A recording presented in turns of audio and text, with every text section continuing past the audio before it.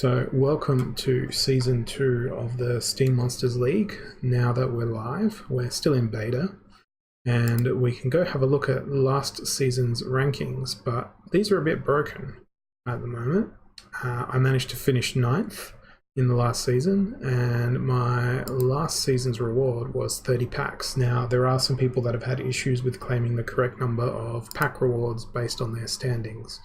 So that is being looked at by Aggroed and Yabba. If you've got an issue with that and you didn't receive the right amount of packs, DM Aggroed on the Steem Monsters Discord and he will take care of you once Yabba fixes it all up. So what's new in the current league of Steem Monsters? Well, we've got Novice League being limited to use summoners that are of level 1. Which influences the level of monsters that can be brought into combat. The other change that this brings about is that you will only fight people within the novice ranking when you are in the novice ranking. So the same proves for the Bronze League, where you can use slightly higher level summoners in combat and as a result slightly higher level monsters. And you can see as you progress up the leagues, you obtain different booster pack rewards. And at the end of the season, this season rating here says if you attain Silver 3, when the season resets, you'll have a ranking of 600. So that would place you in Bronze 2 at the start of the next season. So there is aspirational sort of limits as you jump up the leagues. So you've got all the way up to Gold, then you've got Diamond, then you've got the Champion tier where you can obtain a maximum of 30 booster packs. And from Diamond tier upwards is when you can start using your maximum level summoners. So we've got rare summoners in the game, we've got epic summoners in the game at the moment, we've got legendary summoner by way of Selenia Sky, but we don't have any common summoners yet. They might be coming at a later date, so we will see. So that's one of the new features that's been added since the change. Now, the other thing that interests me as well is we've got these stats of historical figures of these are my total battles, total wins, your winning streak, what your highest rating was that you attained, what your current rank is, your highest rank, and then there's this new stat here which developers have been pretty quiet about, which is called champion stats. Now, I placed 9th and obtained 1627 of them.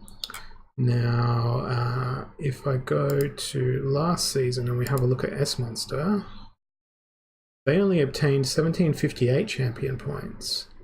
So I somehow obtained more champion points than they did. Let's have a look at Imperfect One. 1755, 1715, 1688, 1645. So I wonder what those champion points are linked to. Looking at these numbers, it's hard to say.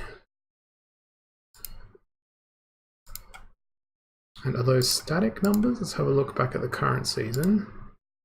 1627, 1481. I might be able to figure this out. 1715. 952 wins. Yeah, I'm not sure what the champion points comes from. So that's an interesting new metric that will be no doubtedly or undoubtedly revealed at some point in the future. The other new features that we've got are a couple of balance changes, and you really probably couldn't call them changes, but we've seen some modifications to the Medusa and to the water elemental, not the water elemental, the mischievous mermaid as well. So there's been quite a few changes in the balance of the game, and there's been some changes to the life splinter as well. The Silver Shield Knight lost a damage point and gained a health point, and the Silver Shield Warrior did the same. They gained some additional life at the expense of damage. So it was pretty good from that point, because the Silver Shield Paladin really could not tank prior to having only, I think it was 8 HP at the maximum level. So that's what we've got in terms of new features. If you're using the Steem Monsters market, there's also a new edition where you can purchase additional cards, but you have to be using a particular Chrome plugin in order to do so. I don't use that. I use the Peak Monsters marketplace to purchase my cards, but there's a whole bunch of quality of life improvements as a player in regards to that sort of stuff. So if I just quickly jump into my neutrals, I think I might have some to combine at this point. Definitely want to combine my Peaceful Giants, even though I'm going to get nowhere near level 8. I actually might hold on to those individual Peaceful Giants until I'm close enough to getting where I need to be. Don't want to combine my regular foil Enchanted Pixies because I have gone instead with the gold foil Pixie. And the other little bits and pieces that have changed are, well, my collection mainly. That's what's changed. I've now got a max Raging Impaler, and I've also got a max Hydra, which I've been putting the Raging Impaler to good use, but I haven't been using the Hydra. So let's try to put together a team that uses the Hydra instead of the Raging Impaler. Now, one of the limitations of the Hydra is that it does have pretty low attack. So what I might run with is something that increases its attack, which is going to be your typical go-to would be Malric Inferno for that. But what I'm going to do instead is go to Arik Stormbringer instead, which you might think that doesn't make a lot of sense. Why would you use Arik Stormbringer? He doesn't have stuff that increases the damage of melee units. Well, you're wrong. He's got a Pirate Captain, which increases the damage dealt via Inspire.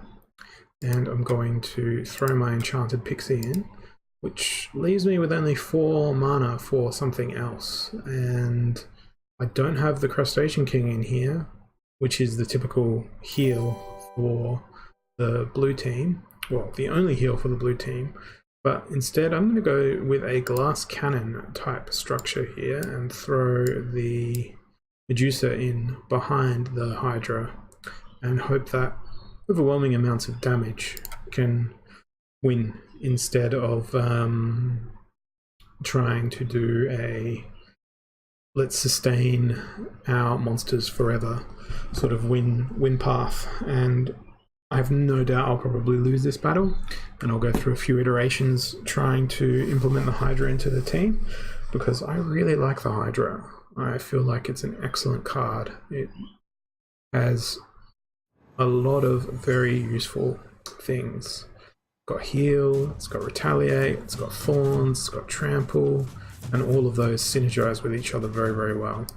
Now, sort of looking at this enemy team, I'm not in for a good time here. Although they don't have a Spirit of the Forest, so there's going to be no protect there. So the only thing that's going to be tough is getting through the Stone Golem, and all that damage that's going to come through. My Pirate isn't even going to get a shot off because the Goblin Sorcerer was too quick. I'm okay with the Hydra being a slower creature here because it means it can soak some damage before it enters its combat phase, and stunning the enemy tank is also a great start. However, there goes my Pixie. So I'm not going to be able to get my trample on here. And there goes my Hydra. So that's game over from that point there. I knew that team wasn't going to see much success. So let's see what else I can come up with. Maybe if we use a ZSC Chan instead, that'll give us an extra mana point, which should be able to let me roll in. Let's roll in the Crustacean King because it looks like that's going to be pretty important, that extra protect. Since we're going to go with that overwhelming firepower strategy, I'm going to throw a Saber Shark in as well for extra damage. So that puts my Hydra at 5, Saber Shark at 5. If I throw in the Pixie, no, that's way too glass cannon. The only option I've got left now is adding a Cockatrice in. Or alternatively, getting rid of the pirate captain and going for something else with 5 mana. Like a water elemental maybe.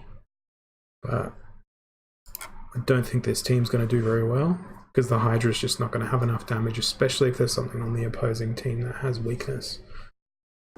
But we will see. We will see.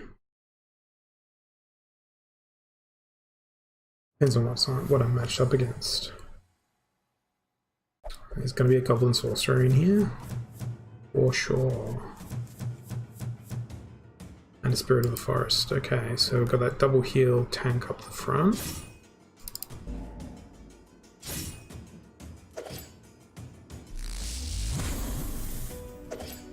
At least here, now that the Spirit of the Forest has been nerfed slightly, it no longer has dodge.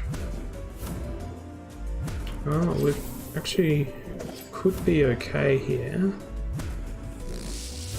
Maybe. No, that miss cost us very dearly. It's all up to the Hydra now. Can the Hydra single-handedly trample the entire enemy team? Well, I think it might have the staying power. Yes, it does have the staying power. Holy crap. That was a incredible comeback. Now it's just healing walls, with one of them unable to do damage to the other. So I'm pretty impressed with that outcome there. I didn't expect to win that. The Hydra managed to pull off something pretty remarkable there. I'm a bit speechless about that battle. That actually went really, really well. And you can watch these battles directly in your browser as well if you want to watch a replay of that. All you need to do is jump to the link that I've popped into the chat there. And you can watch these battles as I've played them, basically. So I'm pretty happy with how the Hydra performed there. That was a bit of a mishmash of a team, though, that I threw together. So we'll throw it back into the gauntlet again and see what happens next. I really, really like the trample mechanic because it's a free attack essentially. Although against a fire team, I don't think I'm gonna have enough. Oh, that's gonna be rough. There's a lot of magic damage in this team.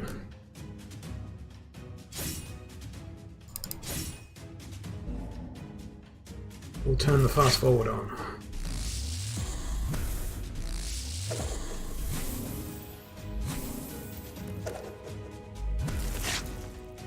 Goodbye to my shark. And soon goodbye to my Hydra, I think. That Serpentine soldier in the front line is very difficult to hit. Had I hit it, I would have stood a chance, but you know, you can't hit everything. So I might save that team as Zia Hydra, because that's essentially what it is. Zia's Hydra team. I've also got this old team, which is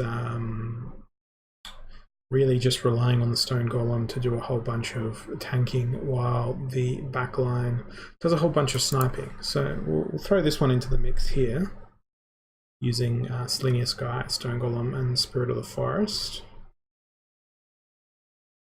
And we'll see how this particular team goes. Hey, it's Claiborne.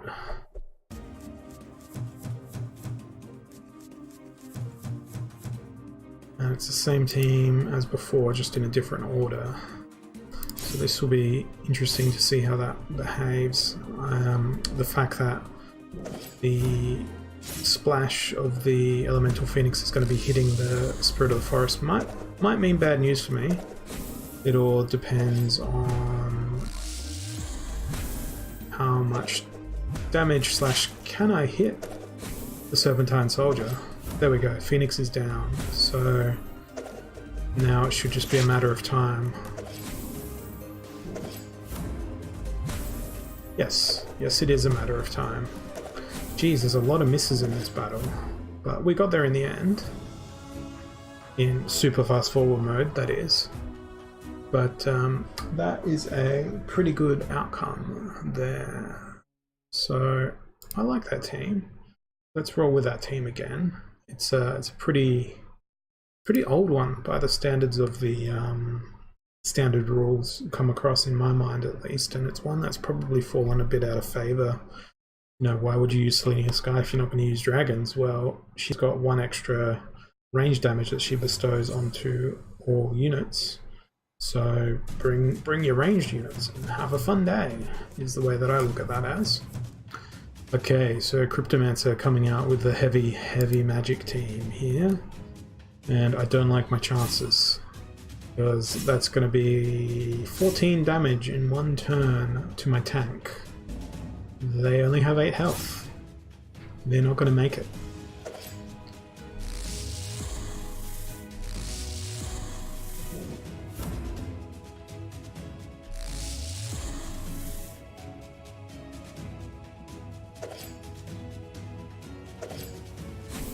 And the heal on the Medusa as well. So my Spirit of the Forest is now my tank. She's gone. My Swamp Thing is gone this turn as well. And by extension, my Earth Elemental cannot do anything. So that I like that team that he's put together there, Cryptomancer. It's very aggressive. It's not even a glass cannon either. It's just capitalizing upon our Stormbringer's extra magic damage. So we don't need to watch the outcome there because we know he's going to win. And that doesn't necessarily mean I'm done with that. I now need a team to counter Cryptomancer's team, and I've got something in mind. It's going to be the White Splinter, and we're going to roll with the new, enhanced, even better Silver Shield Paladin.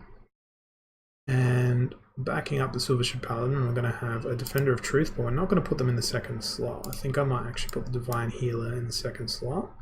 It leaves me with 5 mana to play with. And I think I might roll the Air Elemental in the back. So we're going to have extra armor on everything. A lot of extra armor. Defender of Truth, Air Elemental. Do I bring Selenia Sky instead of Tyrus Palladium? Or do I... No, let's go with the extra armor. Because the armor is going to help against those non-magical teams that I might encounter. But I really want to encounter Cryptomancer's team again to see what happens when we fight it. We'll find out shortly, I imagine. Okay, we're not fighting Cryptomancer's team again. I don't think I'm going to have enough damage against this Earth team here, but we'll see.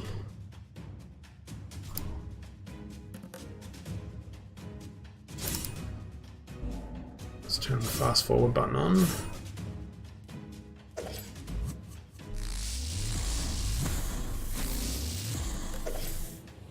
Excellent, got through the Earth Elemental. So we did have enough damage to do that. And that extra armor is brutal. And goodbye to my main source of damage. So it's all up to you, Silver Shield Paladin. Reflect that goblin to death.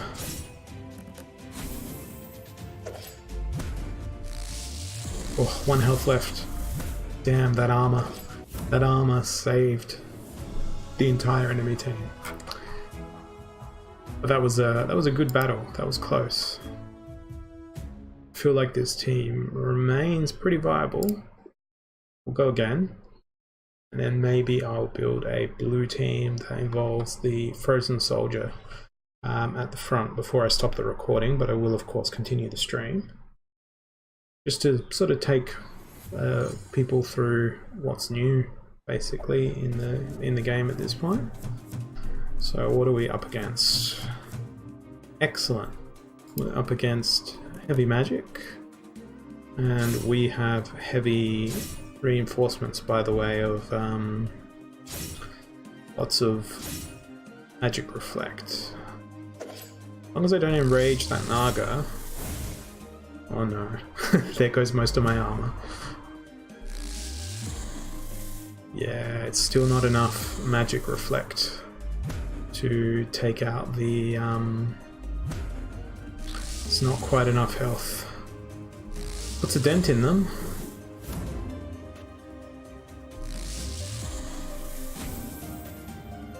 Oh, damn, that heal went up to 5.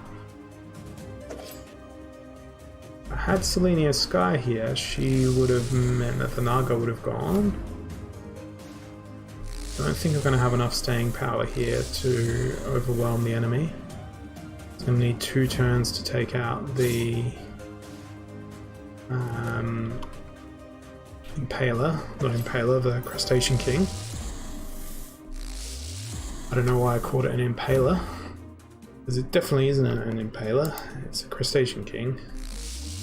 And there it is, game over, because my Air Elemental can't attack from the front line. So that's a bit of a taste of the second season updates for Steem Monsters. So I'm going to stop the recording now, but I will continue the stream. I've been streaming this on vim.tv, which is based on the Steem blockchain, which is the same blockchain that Steem Monsters runs on. So if you want to check it out, steemmonsters.com, and you can get started today with a starter pack. You can pay with crypto, you can pay with PayPal, and you can get involved with the leagues and win some prize money, win some packs, and have a lot of fun.